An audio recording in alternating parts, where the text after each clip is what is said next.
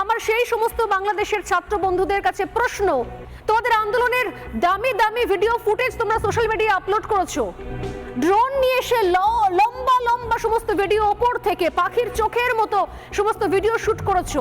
এত ভিডিও তোমরা আপলোড করলে তোমরা বলছো বাংলাদেশের নতুন বাংলাদেশ, স্বাধীন বাংলাদেশ নাকি আমরা দেখাচ্ছি না, আমরা দেখাবো। কিন্তু তোমরা আমাকে বলো, চোখে চোখ রেখে আমি তোমাকে এদেশ থেকে তোমাদেরকে চ্যালেঞ্জ করলাম, যদি ক্ষমতা থাকে, যদি সত্যি তোমাদের মগজ ধোলাই না হয়ে থাকে, যাও, চলে যাও সেই সমস্ত প্রান্তে যেখানে সংখ্যালঘুদের বাড়ি পুড়ছে, তাদের সেখান থেকে বের করে দেওয়া হচ্ছে। যাও, চলে যাও বর্ডারে, সেই সীমান্তগুলোতে যেখানে সবাই সর্বস্ব খুইয়ে বর্ডার টপকাবার জন্য অপেক্ষায় রয়েছেন।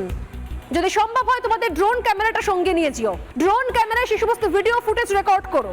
নতুন দেশ যদি তৈরি করতে হয় তাহলে নতুন ভাবে ভাবতে শিখছো না কেন তোমরা?